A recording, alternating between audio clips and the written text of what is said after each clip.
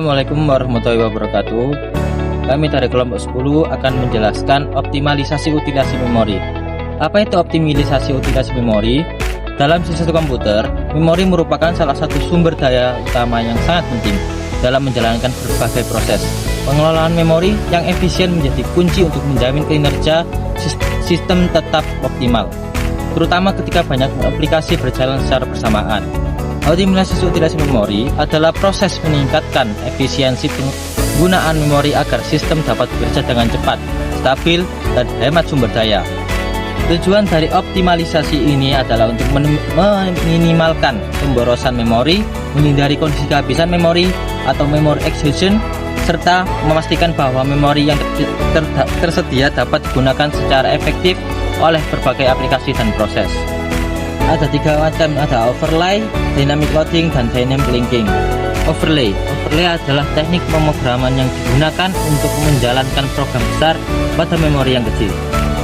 Caranya dengan membagi program menjadi bagian-bagian kecil yang bisa dimuat secara bergantian ke dalam memori.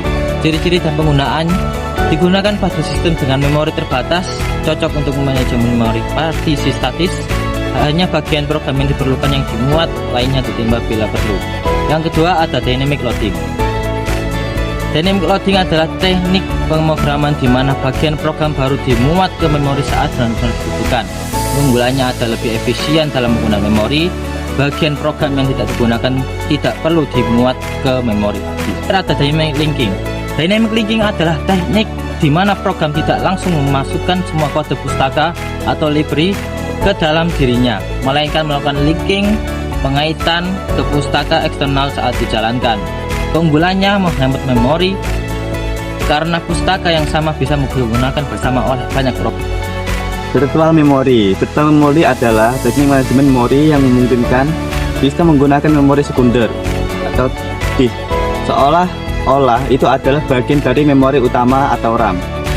Fungsi virtual memory sendiri adalah memungkinkan program berjalan meski ukuran RAM terbatas. Swipe out, data dari RAM dipindah ke disk atau memori penuh.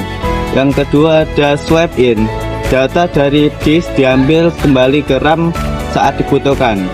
Poin-poin penting dalam virtual memory mencakup: 1.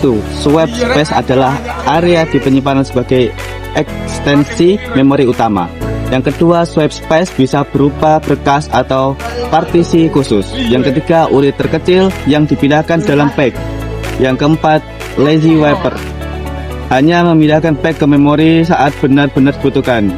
Penjelasan singkat diagram: saat program A tidak digunakan, datanya dipindahkan dari main memory ke disk, swap pack, atau swap out.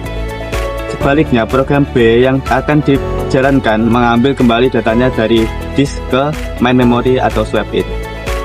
Oke, kemudian masuk ke demand packing adalah salah satu teknik manajemen memori dalam sistem operasi yang digunakan untuk menghemat penggunaan RAM. Mekanisme ini hanya memuat halaman-halaman atau page dari program memori fisik RAM saat halaman tersebut benar-benar dibutuhkan atau diakses, bukan saat program pertama kali dijalankan. Kemudian terdapat mekanisme dari demand packing, yaitu berikut adalah mekanisme dari demand packing, yaitu 1. Program dimuat secara parsial. Kemudian nomor 2, page table menyimpan informasi. Kemudian terjadi page fault. Kemudian mengakses disk atau secondary storage. Yang nomor 5 adalah update page table dan resume eksekusi. Oke. Kemudian terdapat kelebihan dan kekurangan dari demand packing. Kita bahas terlebih dahulu yaitu kelebihannya. Kelebihan dari demand packing adalah menghemat RAM karena hanya halaman yang benar-benar diperlukan yang dimuat. Kemudian memungkinkan eksekusi program besar meski RAM terbatas. Namun dari kelebihan tersebut terdapat kekurangan, yaitu jika terlalu sering terjadi page fault atau disebut crashing, performa sistem bisa menurun drastis. Kemudian terdapat latensi saat mengakses halaman pertama kali lebih tinggi. Dari alur-alurnya terdapat kesimpulan, yaitu 1. Proses berjalan hanya sebagai halaman dimuat. Kemudian proses minta halaman yang belum ada atau page fault. Nomor 3 yaitu OS menjalankan page fault handler. Kemudian handler melakukan swap in halaman dari disk ke RAM. Kemudian terdapat update page table dan dilanjutkan dengan eksekusi. Oke, kemudian alokasi frame, yaitu di mana strategi menentukan banyaknya frame untuk setiap proses. Pertama, alokasi frame sama rata atau equal allocation. Kemudian yang memiliki arti tiap proses mendapatkan jumlah frame sama banyak. Kemudian alokasi proporsional allocation. Tiap proses mendapatkan jumlah frame sesuai dengan besarnya image proses tersebut. Kemudian alokasi berprioritas atau priority allocation. Jumlah frame yang dialokasikan untuk setiap proses berdasarkan prioritas. Nah, dari kesimpulan ini adalah ketiga strategi ini digunakan untuk berdasarkan kebijakan sistem operasi dan jenis sistem yang dijalankan. Misal, time sharing, real time, atau batch time. Pemilihan strategi memengaruhi frekuensi peak fault, efisiensi memori, dan performa proses secara keseluruhan. Di sini saya akan menjelaskan algoritma page replacement. Itu sendiri dibagi menjadi 3. Yang pertama, first in first out algorithm, 2. optimal algorithm, dan ketiga, least essentially used algorithm. Pertama, first in first out algorithm bekerja menghapus halaman yang masuk paling awal saat memori penuh. Sistem ini memiliki kelebihan dan kekurangannya masing-masing.